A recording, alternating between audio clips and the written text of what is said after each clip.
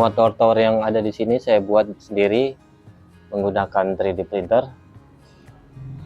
Jadi saat ini selesai tahap pendesainan tower-tower ini.